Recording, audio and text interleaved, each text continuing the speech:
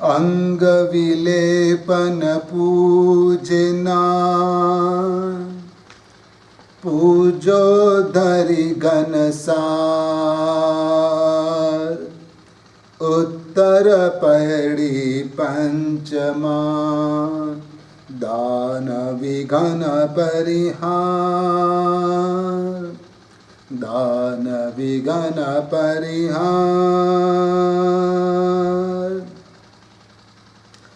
भगवान के पास यदि आपको जाना है तो क्या लेकर जाओगे? कई लोग भगवान के पास खाली हाथ जाते हैं। अधिकांश लोग मंदिर में ही चले जाते हैं और आखिरकार जब भंडार दिखता है तो वहाँ पर पॉकेट में से मनी डालते हैं, और वही डालते हैं कि जो कम से कम वैल्यू वाली करेंसी हो। अधिकांश लोग ऐसा करते हैं। भगवान की पूजा के लिए यदि चावल ले जाते हैं तो बटुए के अंदर ही वैसे ही चिल्लर पड़ा रहेगा जो मंदिर में चढ़ाना है। जो चिल्लर बाजार में कतई काम भी नहीं आता, मुश्किल से कभी काम आता है। भगवान के पास जाना है तो आप आंसू लेकर जाना। भगवान के पास जाना है तो आप आनंद लेकर जाना। भगवान के पास जाना है तो आप तलब लेकर जाना। आंसू, आनंद और तलब, ये तीनों चीज आपको भगवान तक पहुंचाएगी। और भगवान के पास जब लेके जाओगे तब भगवान आपके ऊपर प्रसन्न होंगे। आंसू इसलिए कि मैं दोषों का गुलाम हूँ।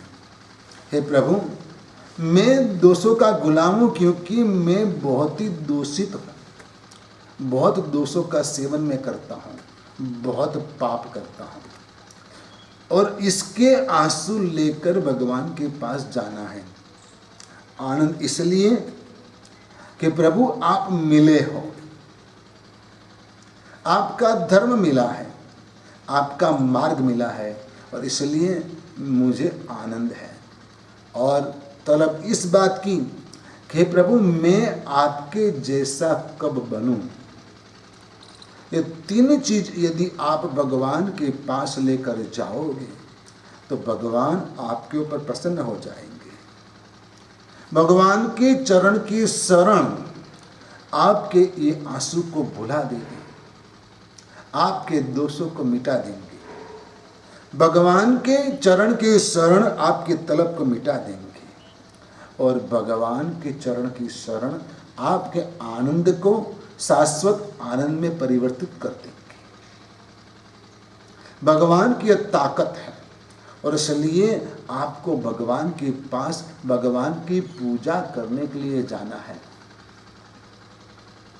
चंदन लेकर जाना है, चंदन की पूजा करना है। कोई भी दुआ केसर पूजा का दुआ है ही नहीं। जो भी दुआएं वह सभी दोहे चंदन पूजा के ही हैं। केसर पूजा का उल्लेख है ही नहीं, इसलिए आप चंदन पूजा ही कीजिए, केसर पूजा मत कीजिए। चंदन में थोड़ा केसर मिला दो वो अलग बात है, लेकिन आपकी पूरी चंदन की कटोरी लाल हो वैसा नहीं होना चाहिए। थोड़ा सा कलर बदल जाए, बहुत हो गया इतना केसर, इससे ज्यादा केसर का यूज मत करो। भगवान की चंदन पूजा, उसमें थोड़ा सा बरास मिलाना है, थोड़ा सा बरास मिलाना है ताकि खुशबू और बढ़े। खुशबू बढ़ाने के लिए थोड़ा सा बरास भी मिलाना चाहिए, और वह बरास मिलाने से शीतलता चंदन की बढ़ती है, और इस शीतल चंदन से भगवान की पूजा करनी है। भगवान की चंदन पूजा करने के समय टीके नहीं लगाना है, लेकिन पूरे बदन के ऊपर चंदन का विलेपन करना है। और वैसे ही चंदन पूजा करके हमें भगवान की भक्ति करना है।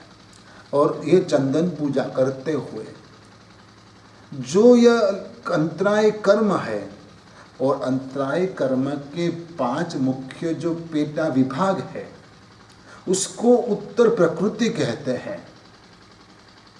उसमें से एक प्रकृति जो है, एक उसका प्रभेद है, उसको मिटाना है। उत्तर पैड़ी पंचमा दान विघ्न परिहार। 5 उत्तर प्रकृति है अंतराय कर्म की। लाभांतराय, भोगांतराय, उपभोगांतराय, वीर्यांतराय और दानांतराय। ऐसे 5 प्रकृति हैं। दानांतराय कर्म को तोड़ने के लिए आपको चंदन पूजा करनी है। चंदन पूजा करने से दानांतराय कर्म टूटता है।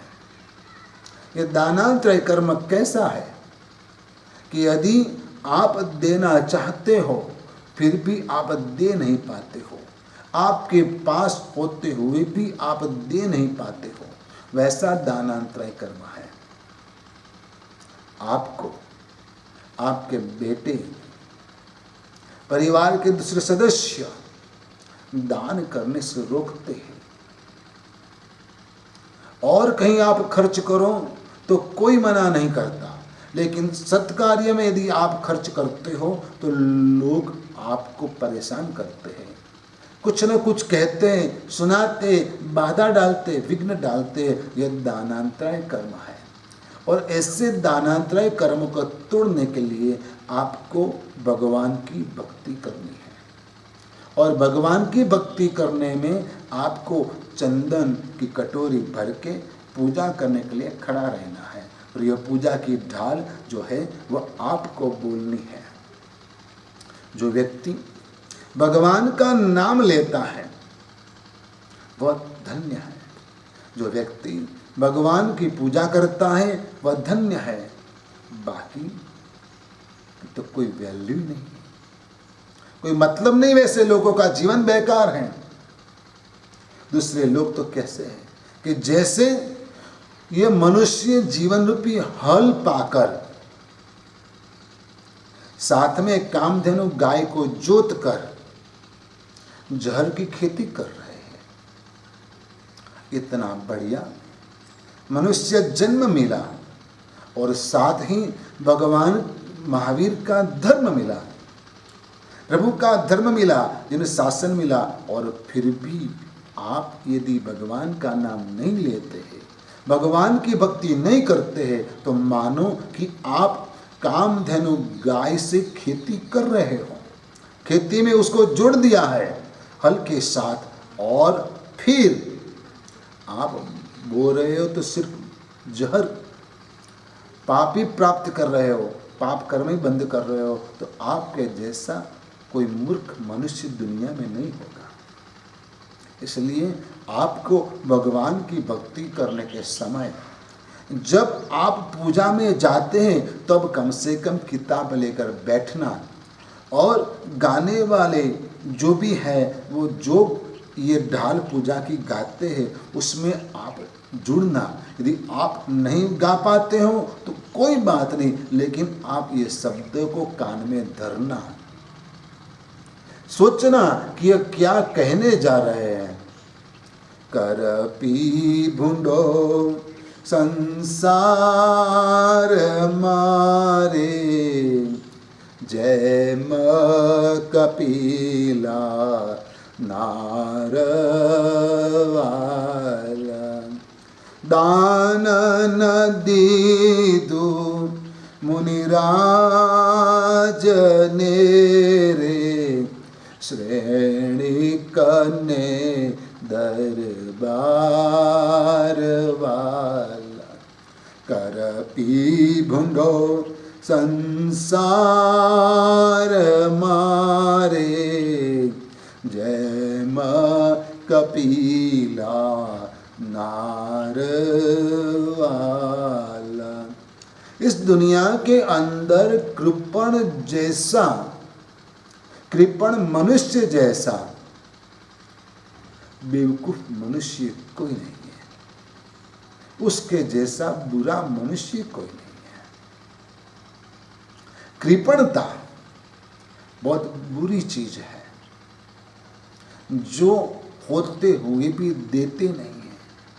पुण्य से मिला है, प्रभु कृपा से मिला है, धर्म करने से मिला है, पुण्य कर्म से मिला है, लेकिन वह छोड़ नहीं पाते। उनके जैसे भाग्यहीन मनुष्य इस दुनिया में कोई नहीं है। कर्मों का बंध आपने पूर्व जन्म में किया है, शुभ कर्म का बंध भी किया है, अशुभ कर्म का भी बंध किया है, लेकिन शुभ कर्म बंध की वजह से आपको कुछ मिला है तो आपको वह देना चाहिए। यदि आपके पास कुछ भी नहीं है तो नीचे झुककर किसी को थोड़ी सी धूल भी देनी चाहिए। कि भिक्षुक सेठ के पास गया और बोला, सेठ 2 दिन से भूखा हूं, कुछ दीजिए। सेठ ने बोला, चल मेरे पास कुछ नहीं है। भिक्षुक ने दूसरी बार तीसरी बार बोला, सेठ जी कुछ दीजिए ना, बहुत है आपके पास। बोला नहीं, एक बार कुछ नहीं है, चल भाग। ऐसे करके उसको भगाने का प्रयास किया, डांटा, लेकिन भिक्षुक बोला कि सेठ जी ऐसा कीजिए, आपके पास कुछ नहीं तो कोई बात नहीं, लेकिन ये थोड़ी सी धूल दे दीजिए मुझे, बस उतना ही काफ़ी है। सेठ जी हैरान हो गए, धूल तुझे क्या काम आएगी? सेठ, धूल क्या काम आएगी वो दूसरी बात है, लेकिन आप एक बार धूल भी देना चालू करेंगे तो कल कुछ आप दे पाएंगे, इसलिए देने की आदत डालिए सेठ, बस धूल दे दीजिए। मैं भी आपको यही कहता हूं कि आपके पास कुछ नहीं है, बहुत ही कम पैसे है, फिर भी रोज 1 रुपये का दान कीजिए। 1 रुपया आज के समय में कोई मायना नहीं रखता है, लेकिन फिर भी कोई भिक्षुक को 1 रुपया भी बहुत काम आएगा। एक गरीब आदमी को, एक मजबूर आदमी को 1 रुपया भी काम आएगा, क्योंकि एक एक करके वो 10 रुपया भी इकट्ठा करेगा तो 2 बार या 1 बार वो चाय पी पाएगा। लेकिन आपका 1 रुपया आपके लिए कोई वैल्यू नहीं रखता है, इसलिए सिर्फ 1 रुपया देने की भी आदत डालिए और शुभ कर्म का बंध कीजिए, पुण्य बंध कीजिए। बंध का मतलब है आत्मा में कर्मों का जुड़ना, कर्म बंध इसे कहते हैं। जैसे कि जमीन में बीज बोना और कर्म का उदय, उसका मतलब है पका फल खाना, पका हुआ फल खाना, कर्मों को भुगतना, उसको उदय कहते हैं। और उदीर्णा, सम्यक ज्ञान से वो कर्म को उदय में लाना प्रयत्न पूर्वक। जैसे कि कच्चे आम को घास फूस में रखकर पकाना, उसको उदीर्णा कहते हैं। जैसे कि आपके पास सब कुछ है, शरीर स्वस्थ है, पर्याप्त भोजन है, फिर भी आपने समझदारी रखकर आज कोई पर्व तिथि है वैसा मानकर, जैसे कि 14 से वैसा मानकर आपने उपवास कर लिया, उपवास का पचखान ले लिया, नियम ले लिया, और फिर शाम तक तो आप रह पाए, लेकिन शाम के समय आपको थोड़ी बहुत भूख लगी, आप थोड़े हैरान हुए, परेशान हुए, लेकिन भूख को आपने सहन कर लिया, मन को मोड़ लिया और सहन कर लिया, उपवास पूरा कर लिया, तो क्षुधा वेदनीय नाम का जो आपका कर्म था उसकी आपने उदीर्णा की, उदय में लाए आप, और कर्म आपने भुगत लिया भूखा रहने का, इसको उदीर्णा कहते हैं। और बाद में है सत्ता, जब तक कर्म उदय में नहीं आता है तब तक वह रहता है, उसको सत्ता कहते, डिपॉजिट के रूप में पड़ा रहता है। एक कर्म के बंध के तरीके है, बंध, उदय, उदीर्णा और सत्ता। यह पारिभाषिक शब्द है। कभी भी आप गुरु भगवंत के प्रवचन में जाओगे और कभी गुरु भगवंत कर्म की थियरी समझाएंगे तो ये शब्द आपने समझे होंगे तो आपको ये बात समझने में सरलता रहेगी। और जब आप पूजा में बैठे होंगे और ये शब्द जब आएंगे तब आपको पूजा के रहस्य को समझने में सरलता रहेगी। और इसलिए आपको ये जैन धर्म के पारिभाषिक शब्द हैं वो समझने चाहिए, क्योंकि सभी धर्म में कोई अलग अलग शब्द का यूज होता है और सभी धर्म अपने अपने अर्थ का मायना रखते हैं। लेकिन सर्वाधिक जैन वोकैब्युलरी ऐसी है कि जिसमें सभी शब्दों के गुण रहस्यात्मक अर्थ है और अधिक से अधिक उपयोग जैन धर्म ने किया है ऐसे पारिभाषिक शब्दों का, जो और कोई जगह देखने को ये शब्द नहीं मिलते हैं। इसलिए मैं कभी कभार आपको प्रवचन के माध्यम से 2-4 शब्द बता देता हूँ कि जो आपको धर्म समझने में सहायता करें। और यदि धर्म समझ पाओगे तो आप अच्छे से धर्म कर पाओगे, पापों से बच पाओगे। यह अंतराय कर्म की पूजा निवारण की जो बात मैं कर रहा हूँ और यह अंतराय कर्म निवारण की पूजा का रहस्य में जो बता रहा हूँ उसकी वजह यही है कि आपके जीवन में से पाप कम हो। पाप सरलता से हो जाता है और कैसे हो जाता है वह भी आपको पता नहीं चलता है। जैसे पाप कोई यूं ही विजिटर के रूप में आपके पास यूं ही आ गया, लेकिन इसके बाद वह पाप आपका मेहमान बन जाता है और जो मेहमान रहते उसको संभालना पड़ता है। लेकिन पाप ऐसी बुरी चीज है कि वो आखिर आपका मालिक बन जाता है, फिर आप उसके पीछे घसीटे जा रहे हो। इसलिए सावधानी रखना, जब पाप का प्रारंभ होता है तभी से बचना। आप तो सिर्फ एक घूंट ही पीते हो, बाकी तो कौन पीता है आपको थोड़ी पता है। पूरी बोतल पी लिया लेकिन आपको पता ही नहीं चलता, आपने तो सिर्फ एक ही घूंट पिया था और दूसरी घूंट के बाद आपको पता ही नहीं चलता मैं क्या कर रहा हूं। वैसे पाप का है, इसलिए सावधानी रखना, पापों से बचना है आपको।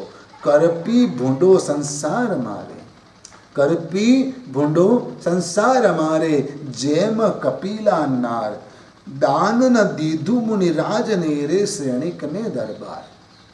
श्रेणिक राजा मगध सम्राट थे, भगवान महावीर के परम भक्त थे।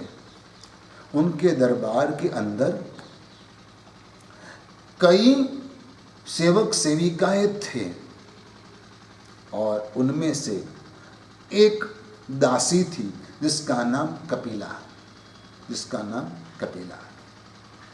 और श्रेणिक महाराजा भगवान के पास जाते थे, भगवान महावीर की देशना सुनते थे, उनका प्रवचन सुनते थे। और एक बार श्रेणिक राजा ने भगवान महावीर को पूछा कि हे प्रभु, मैं राजा हूं, मैं कुछ ज्यादा धर्म नहीं कर पाता हूं, सिर्फ आपके ऊपर मेरी श्रद्धा है, इसके अलावा ज्यादा कुछ नहीं, भक्ति है। लेकिन मेरा यह प्रश्न है कि प्रभु मैं मर के कहाँ जाऊंगा, अगला जन्म मेरा कहाँ होगा। तब भगवान महावीर ने श्रेणिक राजा को बताया, हे श्रेणिक, तुम मरने के बाद नरक में जाएगा। श्रेणिक राजा बोलते हैं, प्रभु मुझे नरक में नहीं जाना है, कोई भी मनुष्य नरक में जाना नहीं चाहता है, लेकिन प्रभु इसका कोई इलाज बताइए ताकि मैं नरक में न जाऊं, बच जाऊं। भगवान महावीर ने 3 इलाज बताए। पहला इलाज कि तू पुण्या श्रावक के पास जा और पुण्या श्रावक का एक सामयिक तू ले आ, तो तुझे नरक में नहीं जाना पड़ेगा। एक सामाई का इतना ज्यादा फल है, इतना बड़ा फल है। दूसरी बात कि तेरे नगर के अंदर काल सौरिक नाम का एक कसाई रहता है, वो रोज का 500 पाड़ा काटता है, मारता है, और उसको एक दिन के लिए बंद करवा दे तो भी तू नरक में नहीं जाएगा, बच जाएगा। यदि वह भी नहीं होता है तो तीसरी बात कि तेरे राजमहल के अंदर एक कपिला नाम की दासी है, उसको बोल कि तू साधु को दान दे। सैनिक राजा ने मन में सोचा, ये तीनों कार्य कराना बहुत ही सरल है। भगवान ने कोई भी एक करने को बोला है, लेकिन मैं तीनों कर दूंगा और मैं नरक में कतई नहीं जाऊंगा। भगवान को हाथ जोड़कर सैनिक राजा चले, क्योंकि तीनों राजा के आखिर तो प्रजाजन थे। क्या प्रॉब्लम था? राजा हुक्म करता है, प्रजा को मानना पड़ता है, कोई बड़ी बात थी नहीं सैनिक राजा के मन। गए पुण्य श्रावक के पास, पुण्य श्रावक को बोला कि तेरा सामयिक चाहिए। पुण्य श्रावक बोलता है, राजन धर्म किया जाता है, दिया नहीं जाता। धर्म तो अपने आप करना होता है। मैं धर्म करूं और आपको दूं वो संभव नहीं। मैं खाऊं और आपका पेट भर जाए वो संभव नहीं है। आपको तृप्ति नहीं होगी, आपको खुद को करना होगा। आप खुद खाओगे तभी आपको तृप्ति होगी। ठीक है, वैसे धर्म का है, और धर्म कोई बिकाऊ चीज नहीं है। राजा ने बोल दिया था कि तू चाहिए इतना धन ले ले, सोना मोर ले ले, स्वर्ण मुद्राएं ले ले, लेकिन पुण्य श्रावक कहता है कि राजन धर्म कोई बिकाऊ चीज नहीं है, धर्म कभी बेचा नहीं जाता। लोग मानते हैं कि हम प्रभावना कर देंगे और पूरे धर्म का लाभ हमें मिल जाएगा। नहीं, ये अनुमोदना है, और अनुमोदना के लिए प्रभावना करना अलग बात है, लेकिन धर्म का फल आप पालोगे वो तो बहुत दूर की बात है। धर्म कभी भी बिकाऊ नहीं होता है। धर्म तो अपने आप करने की चीज है। सैनिक राजा निष्फल गए। काल सौरिक कसाई को बुलाया, वो नहीं माना। राजा ने जबरन उसको एक कुएं में उतार दिया, जो कुएं में पानी नहीं था, उसमें उतार दिया। अब वो कैसे कत्ल करेगा? रोज 500 पाड़ा मारने वाला था, लेकिन आदत से मजबूर वो कालसौरिक कसाई ने दिन भर कुएं में रहकर अपने मन से कुएं की दीवार के ऊपर मिट्टी से पाड़े बनाए और मारे। राजा को यह पता नहीं था। राजा ने मन में सोचा कि मैं तो बच गया, और दूसरे दिन कपिला दासी को बुलाई। कपिला दासी को बुलाकर कहा, आज तुझे संत सन्यासी किसी को भी दान देना है। साधु संतों को दान देना है, और तू ही दान देगी आज। आखिर दासी थी, राजा के ऊपर ही उसका गुजरान चल रहा था। राजा ने बोला तो मानना तो पड़ेगा। दान देने के लिए दासी को कहा गया, और चम्मच भर के साधु को देने भी लगी। लेकिन मन में यह सोच रही थी कि मैं कहाँ दे रही हूँ, ये तो सैनिक राजा का चमच दान दे रहा है।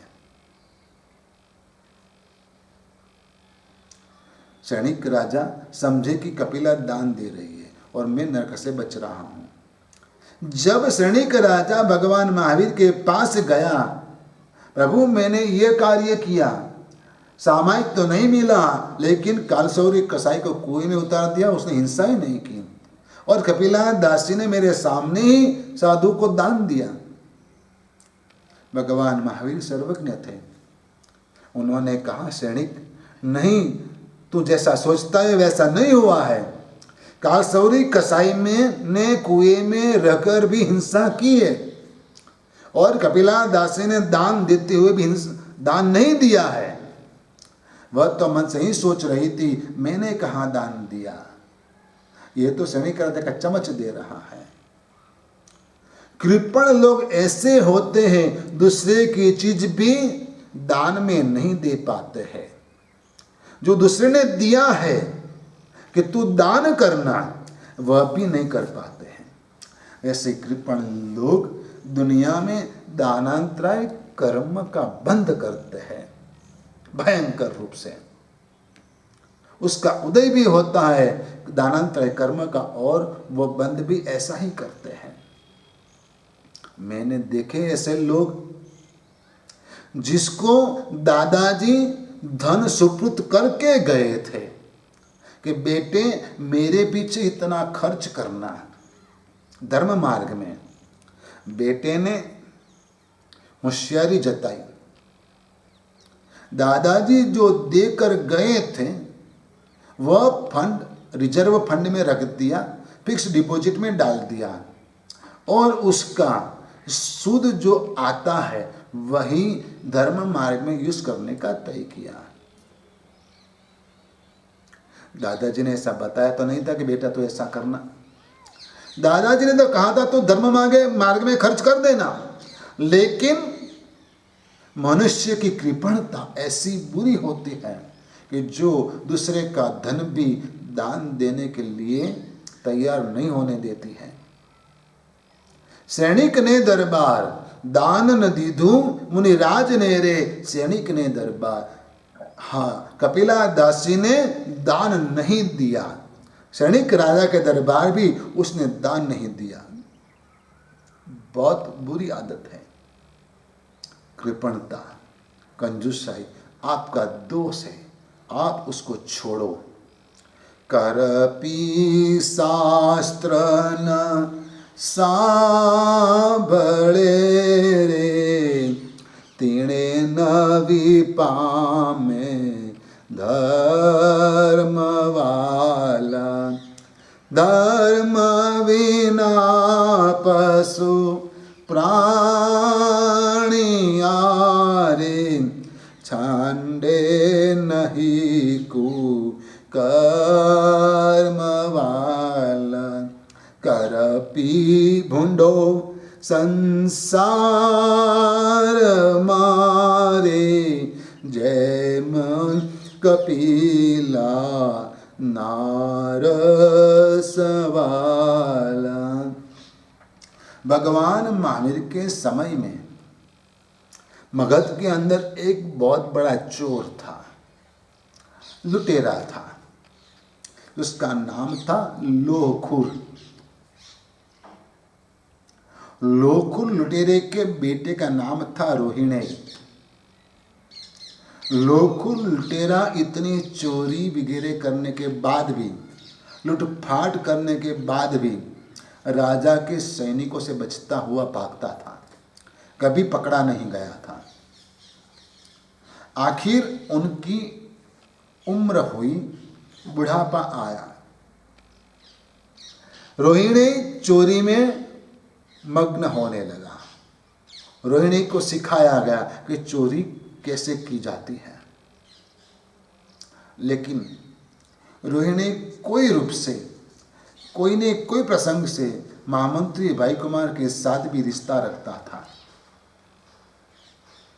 अब जब लोहखुर लुटारे की अंतिम अवस्था आई, लेकिन उसकी आत्मा शांति से देह त्याग नहीं कर पा रही थी, बहुत परेशानी हो रही थी। और तब रोहिणी ने कहा, पिताजी आप क्या चाहते हो, आपकी अंतिम इच्छा क्या है, जो भी है मुझे बता दीजिए, मैं उसका पालन करूंगा। अब लोखुर रोहिणी को बोलते हैं कि बेटे बस एक बात का नियम ले ले कि कभी भी तू भगवान महावीर की वाणी नहीं सुनेगा। अजीब सी बात है। मैं ये बात को इस रूप से लेता हूं कि एक लुटेरे को भी भरोसा था भगवान महावीर के ऊपर कि यदि मेरा बेटा भगवान महावीर की वाणी सुनेगा तो वह चोरी का धंधा छोड़ देगा। आपको क्या इतना भरोसा भगवान महावीर की वाणी के ऊपर है? आप भगवान की वाणी सुनेंगे तो आपके जीवन में से बुराइयां चली जाएगी। हाँ, एक लुटेरे को इतना भरोसा था। यदि मैं कहता हूं कि यदि आपके बच्चे को आप पाठशाला में नहीं भेजते हैं, प्रवचन में शिविर में नहीं भेजते हैं, तो आप भी लोग लुटेरे हैं। क्यों? कि आप भी जानते हो यदि वो धर्म मार्ग में जाएगा तो मुझे मेरे कार्य में सपोर्ट नहीं देगा। जो आप कर रहे हो, जो आप चाहते हो, आप बच्चों को स्कूल भेजते हो, क्लासेस में भेजते हो और अदर एक्टिविटीज़ में जुड़ते हो, लेकिन आपके बच्चे को आप धर्म में जोड़ने से इतना डरते हो, कतराते हो। क्यों आपके बच्चे को आप धर्म में जोड़ते नहीं हो? क्यों आपके साथ उपासना में उसको साथ में लाते नहीं हो? क्यों आपके साथ मंदिर में उसको लेके नहीं आते हो? बोलो कि नहीं, प्रतिदिन मंदिर तो अवश्य जाना ही पड़ेगा, भगवान की पूजा तो करनी ही पड़ेगी। भगवान का संग रहेगा, गुरु भगवंतों का संग रहेगा तो उसके जीवन में धर्म के संस्कार आएंगे। स्कूल कॉलेजों में सिर्फ शिक्षण मिलता है और उसमें भी डाउट है मुझे, लेकिन धर्म के क्षेत्र में संस्कार मिलते हैं। और जीवन में शिक्षण जितना काम नहीं आता है, शिक्षा जितनी काम नहीं आती है, उतना संस्कार काम आता है। याद रखिएगा। कर्पी शास्त्रण साबळे रे, तीणे नवी पामे धर्म। कृपण मानस मनुष्य जो होता है वह जिन वाणी का श्रवण करने के लिए भी जाता नहीं है, क्योंकि यदि वो जाएगा धर्म स्थानक के अंदर प्रवचन सुनने के लिए तो वहाँ कभी कभार दान भी करना पड़ेगा, कुछ छोड़ना पड़ेगा, और इसलिए वह देने से कतराता है, धर्म से दूर भागता है। कृपण मनुष्य मंदिर भी मुश्किल से जाता है। एक सेठ थे और सेठ जी प्रतिदिन अपने घर में भगवान के फोटो के सामने दिया जलाते थे और भगवान से प्रार्थना करते थे। लेकिन सेठ इतने कृपण थे, इतने कंजूस थे कि वह जैसे ही खड़े होते तुरंत ही वो दिए को बुझा देते, राम कर देते और बाद में ही उठते। रोज की ये उनकी आदत थी। एक बार सेठ को कुछ जल्दी होगी, भगवान के सामने दिया कर दिया, दिया जलाया और जल्दी से घर से निकल गए दुकान जाने के लिए।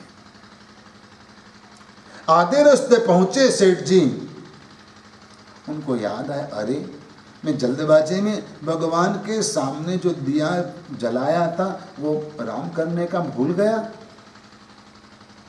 सेठ जी वापस लौटे, फालतू का इतना घी बर्बाद हो जाएगा उसकी फिक्र में। सेठ जी वापस लौटे, दरवाजा चटखनी बंद थी। सेठ ने आवाज लगाई, दरवाजा खटखटाया। सेठानी आई और बोलती है क्या है, क्यों वापस आए, क्या बात है? जो है बाहर से बोल दो, फालतू में चटकनी घिसक जाएगी, घिस जाएगी, इसलिए बाहर से ही बोल दो, मैं काम निपटा देती हूँ, बोलो क्या है? सेठ बोले कि भगवान के कपाट के आगे जो मैंने दिया किया है वो बुझाने का मैं भूल गया हूँ, सो बुझा दीजिए। सेठानी कहती है आपको मेरे पर इतना भी भरोसा नहीं, मैं आपकी घरवाली हूँ, दिया तो मैंने यूं ही कभी का बुझा दिया जैसे आप निकले, लेकिन आप इतना चलकर वापस क्यों आए? आपके चप्पल घिस गए, इतना पता नहीं चलता क्या फालतू में? सेठ कहते हैं तू फिक्र मत कर, मैं भी तेरा घर वाला हूँ, जूते तो मैं बगल में दबा के लेके आया हूँ। कृपण लोग, कंजूस लोग ऐसे होते हैं, बहुत कुछ होने के बाद भी भुगत नहीं पाते हैं। मम्मण सेठ जैसे, मम्मण सेठ के पास इतना धन था, इतना धन था कि सैनिक राजा स्वयं उनके घर उनका धन देखने के लिए गए थे। वह बेल बना रहा था रत्न जड़ित। सैनिक राजा ने कहा तू रात को इतने अंधेरे में गहरे पानी में जाता है, कभी मर जाएगा, तुझे चाहिए तो धन मेरे पास से ले ले और तेरे बेल बनाने का कार्य पूरा कर ले। मम्मण कहता है कि नहीं राजन, आपका राजभंडार भी खत्म हो जाएगा, फिर भी मेरे बेल नहीं बन पाएंगे। राजा सैनिक उनके घर गए कि वैसे तो कैसे बेल बना रहा है, तो राजा सैनिक उसके घर गए। उसके घर में वो बेल जो बना रहा था चंदन की लकड़ी के ऊपर रत्न को फिट कर रहा था, कीमती नगीने लगा रहा था। राजा स्वयं अचंभित हो गया और माना कि सही है, मैं नहीं कर पाऊंगा ये काम, मेरे धन से तेरा काम नहीं होगा। इतना धन होने के बावजूद मम्मण सेठ अपने घर में क्या खाना खाते थे? सिर्फ चौला और कुछ नहीं, चोले की सब्जी, चोले की सब्जी और कुछ नहीं खाते थे। ऐसी दो चीज से ही अपना पेट भर लेते थे। ऐसे कृपण लोगों से तो भगवान बचाए। ऐसे लोगों का नाम लेना भी मुश्किल है और नहीं लेना चाहिए। ये अमंगल रूप ऐसा कहते हैं, करपी शास्त्र न सांबड़े रे तीने नबी पामे धर्म। कृपण मनुष्य जिन वाणी का श्रवण करने के लिए जाता नहीं है और इसलिए वह धर्म की भी प्राप्ति नहीं कर पाता है, उनके जीवन में धर्म आता नहीं है, वह धर्म से दूर ही रहता है। और याद रखिए, धर्म बिना पशु प्राणी यारे नवी छंदे कुकर्म। इस संसार में जो कुछ भी अच्छाई या है या तो अच्छा हो रहा है, वह सिर्फ न सिर्फ धर्म की वजह से ही हो रहा है। जो भी अच्छा हो रहा है वह धर्म ही है और धर्म की वजह से ही हो रहा है। और लेकिन जो धर्म को नहीं मानते हैं वह कुकर्म छोड़ते नहीं। हालांकि धर्म करने वाले भी कभी ऐसे गलत कार्य कर लेते हैं, लेकिन धर्म ही उनको बचाता है। धर्म बिना पशु प्राणी यारे छंदे नहीं कुकर्म। धर्म के बिना जीवन अच्छा जीना वह मुमकिन नहीं है, और इसलिए आपको धर्म के साथ जुड़े रहना चाहिए। धर्म श्रवण करना चाहिए, जिन वाणी का श्रवण करना चाहिए। जो व्यक्ति परमात्मा की पूजा करता है लेकिन जिन वाणी का श्रवण नहीं करता है, उससे बड़ा मूर्ख दुनिया के अंदर कोई नहीं है।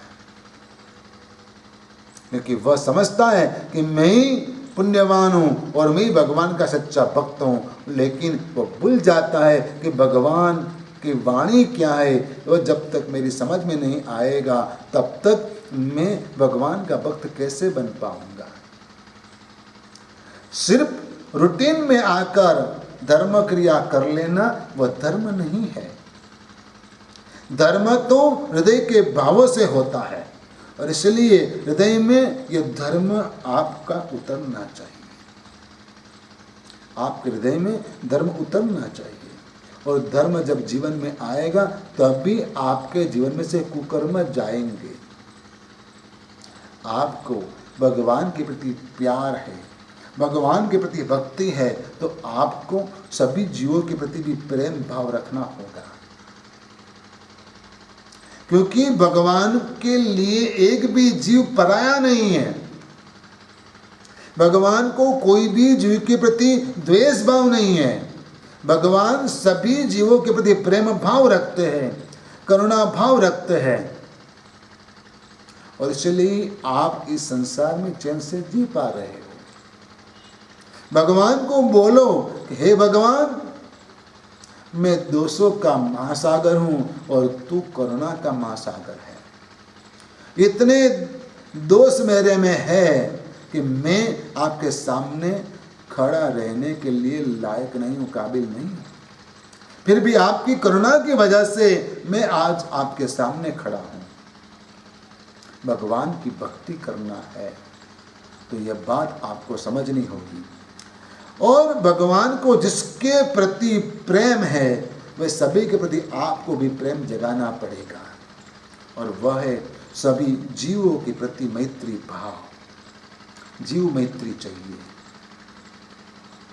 मैत्री के बिना भक्ति संभव नहीं है। जीवों के प्रति विभक्ति और भगवान के प्रति भक्ति वो कभी संभव नहीं है। जीवों से द्वेष, कोई लोग से, कोई मनुष्य से द्वेष भाव और भगवान से भक्ति कतई संभव नहीं है। किसी के प्रति आपके मन में द्वेष भाव नहीं होना चाहिए। धर्म यह कहता है, धर्म बिना पशु प्राणी यारे, छंडे नहीं कुकर्म। दान तना अंतराय थीरे, दान तणो परिणाम वाला। नबी पामे उपदेश थीरे, लोकन ले तस नाम वाला। कर पी भुंडो संसार मारे, जय कपिला नार वाला। राखेंगार जूनागढ़ के राजा थे। बहुत ही अच्छे सद्गुणी आत्मा थे।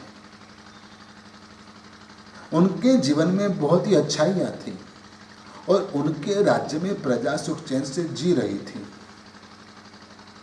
लेकिन राखेंगार के मन के अंदर सिर्फ एक ही दोष था। उनके जीवन में एक ही बुराई थी और वह थी शिकार करने की, जीवहिंसा करने की। और वह कभी न कभी साल में 2-4 बार तो जंगल में अपने सैनिकों के साथ चले जाते थे और जीवहिंसा कर देते थे, शिकार कर लेते थे। उनको इसमें मजा आती थी, आनंद आता था। यह भी एक व्यसन है। जीवन में से ऐसे व्यसनों को टालना चाहिए, छोड़ देना चाहिए। ये बुरी आदतें आपको बुरे राह पर और ज़्यादा ले जाएगी, बर्बादी के मार्ग पर ले जाएगी। एक बुराई आपके जीवन में कई बुराइयां लाएगी। राखेंगार इतने गुणी होने के बावजूद उनके जीवन में ये बुराई थी और सभी लोगों को, पूरे प्रजाजनों को ये बात मन में खटकती थी। फिर भी राजा के सामने क्या किया जाता है। एक बार राजा राखेंगार अपने सैनिकों के साथ शिकार के लिए चले। जंगल के अंदर एक हिरन देख लिया और उसके पीछे राखेंगार पड़े, और राखेंगार उनके पीछे अपना घोड़ा भगाते और भगाते भगाते इतना तेज घोड़ा भगाया और हिरन भी इतना तेजी से दौड़ा कि राखेंगार अपने सैनिकों से अलग हो गए। और वो कहाँ पहुँच गए और राखेंगार को पता नहीं चला कि अब मैं कहाँ खड़ा हूँ। अब राखेंगार परेशान हो गए। शाम ढलने आई है, वापस महल में जाना है, लेकिन अब मैं कैसे जाऊं, कोई रास्ता ही नहीं दिखता है। घोड़े के ऊपर बैठे हुए राखेंगार ने कहीं नजर दौड़ाई तो एक खेडूत अपने खेत में कुछ काम कर रहा था, घर जाने की तैयारी कर रहा था। राखेंगार को मन में विचार आया कि इसको बुलाने दे, इससे बात करने दे, उसको रास्ते का पता होगा। ए इधर आ, खेडूत को बुलाया और खेडूत को बुलाने के बाद राखेंगार ने कहा, यहाँ से जूनागढ़ जाने का रास्ता कहाँ है, मुझे मार्ग पे चढ़ा दे, मुझे रास्ता दिखा दे, मैं रास्ता भूल गया हूँ। इतना तेजस्वी व्यक्ति, इतने अच्छे कपड़े पहनने वाला, इतना तेज घोड़ा चलाने वाला कोई सामान्य व्यक्ति तो नहीं होगा। मानो या ना मानो, यह तो हमारे राजा है, राखेंगार है। और वो समझ गया कि यहाँ तक कैसे आ गए होंगे शिकार के लिए। आज यह मौका है कि राजा की शान ठिकाने लानी चाहिए। और उसने कहा, राजन, मुझे जूनागढ़ का मार्ग पता नहीं है, मैं तो सिर्फ दो ही मार्ग जानता हूं। कौन सा? खेडूत कहता है, राजन, एक स्वर्ग का और दूसरा नरक का। मैं मेरी मेहनत से खेती कर रहा हूं और रोजी रोटी कमा रहा हूं, बेईमानी नहीं कर रहा हूं और थोड़ा बहुत धर्म कर लेता हूं, भगवान का नाम ले लेता हूं, वह स्वर्ग का मार्ग है। लेकिन आपने जो चुना है हिंसा का मार्ग, शिकार करने का मार्ग, निर्दोष पशुओं को मारने का मार्ग जो चुना है ना, वो पशुओं ने आपका क्या बिगाड़ा? हिरन ने आपका क्या बिगाड़ा? वो घास फूस खाते हैं, झरने का पानी पीते हैं, निर्दोष पशु है, उसका प्राण आप क्यों हरते हो, उसको क्यों मारते हो? ये नरक का मार्ग है। राजा शर्मिंदा हो गया, कहा कि ठीक है, तेरी बात मैं मान लेता हूँ, आज से बस मैं छोड़ देता हूँ ये हिंसा का मार्ग, लेकिन अब चल, तू मुझे जूनागढ़ का रास्ता दिखा। खेडूत प्रसन्न हो गया, राजा के पांव में गिर पड़ा, क्षमायाचना कर ली और कहते, अन्नदाता माफ कीजिएगा, लेकिन मेरे मन में दर्द हो रहा था कि आप ये गलत राह पर हो और छुड़ाना था। पूरी प्रजा को ये पसंद नहीं था, अच्छा हुआ आपने त्याग कर दिया ये मार्ग, चलिए। हाँ, तो प्रजा ऐसी होती है, राजा को भी सन्मार्ग दिखाती है। धर्म यह है कि सच्चाई का राह दिखाता है, जो सत्य का राह है वही दिखाता है। हिंसा करना वो गलत है, अहिंसा ही धर्म है और धर्म यही आपको सिखाता है। कुकर्म छूट जाते हैं, दान तना अंतराय थीरे दान तणो परिणाम। दानांतराय कर्म की वजह से आपके हाथ ऐसे होते कि चाहे कितना भी कोई आपको उपदेश दे देवे तो भी आप दान के लिए तैयार नहीं होते हैं। दान तना अंतराय थीरे दान तणो परिणाम, नवी पामे उपदेश थीरे, नवी पामे उपदेश थीरे। उपदेश देने के बावजूद, चाहे भगवान भी आकर उनको समझा देवे तो भी वह नहीं मानेगा। इतना भयंकर दान धर्म करने के लिए उसके जीवन में अंतराय पैदा हुए होते हैं, और ऐसे लोगों का नाम भी कोई नहीं लेता, उसका नाम भी कोई नहीं लेगा। लोक न ले तस नाम। सुबह उठकर कोई उनका नाम लेगा ने तो भी कोई कहेगा सामने वाला कि अरे सुबह सुबह उसका नाम कहाँ लिया, खाने को भी नहीं मिलेगा। तो आपका नाम ऐसा तो नहीं होना चाहिए कि कोई उठते ही आपका नाम भी न ले, सुनने को भी तैयार न हो। हाँ, आप दान कीजिए तो दानांतर आपका टूटेगा, आपको कुछ छोड़ना होगा, त्याग करना होगा। दान देने से ही आपकी शोभा है, दान ही धर्म का प्रारंभ है। 4 प्रकार का धर्म भगवान ने बताया है, दान, शील, तप और भाव। उसमें सर्वप्रथम धर्म यदि कोई भी है तो वह है दान धर्म। धर्म की शुरुआत, धर्म का प्रारंभ दान से होता है। और इसलिए जब आपके घर में गुरु भगवान भिक्षा के लिए आते हैं, धर्मलाभ कहते हैं, तब आकर गुरु भगवंत को बहुमान से पधारो कह के घर में बुलाना चाहिए।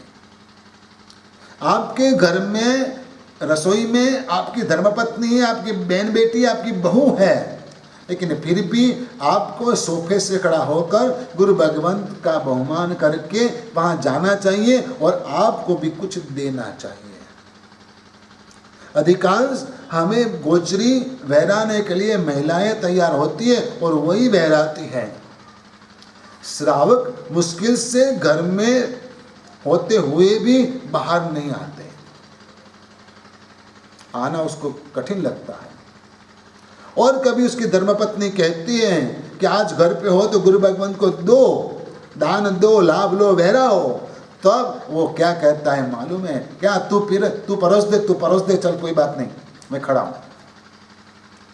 ऐसे निर्गुणी लोग होते हैं, कृपण लोग होते हैं कि पत्नी देती है लेकिन खुद देने को तैयार नहीं है। खुद देगा तो खुद को पुण्य का बंध होगा, पत्नी देगी पत्नी को पुण्य का बंध होगा। और इसलिए दान तो देना ही चाहिए। सुपात्र दान है, कीर्ति दान है, प्रीति दान है, अभय दान है।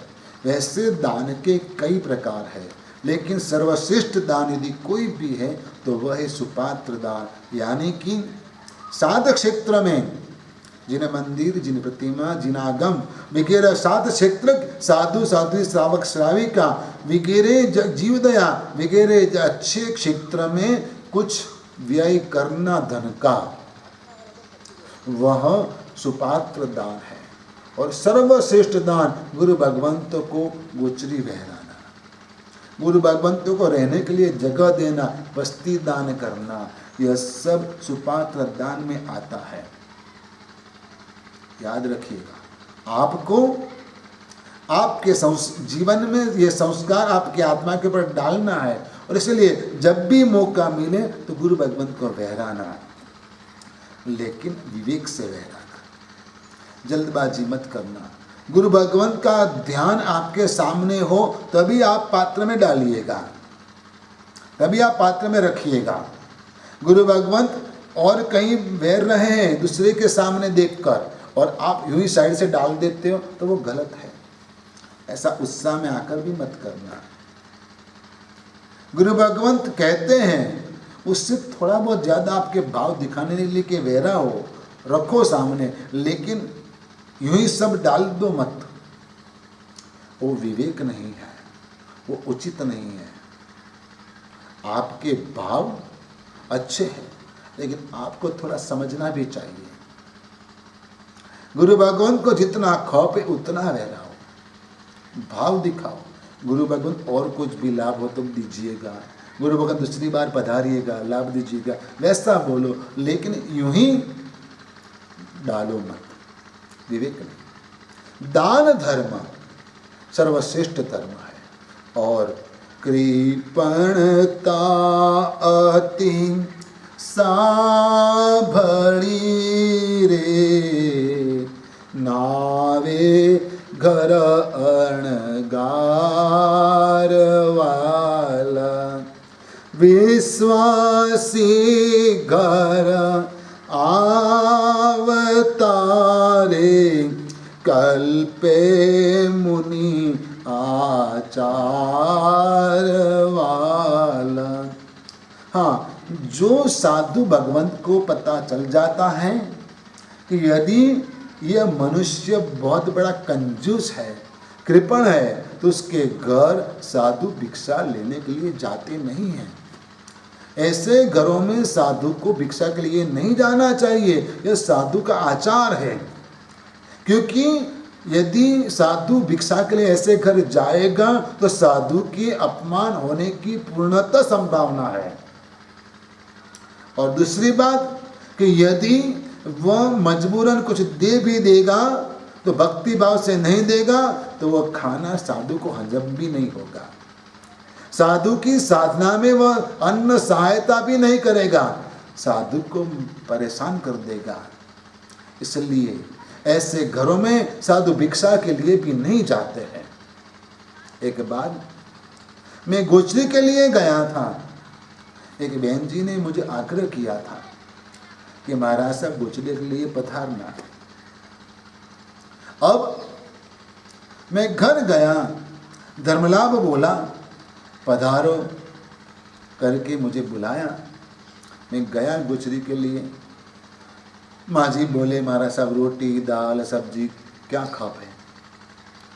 मैंने मेरी नज़र से देख लिया कि घर में क्या है, तो मैंने बोला ठीक है माँ जी, रोटी का खप है, रोटी ले आइए।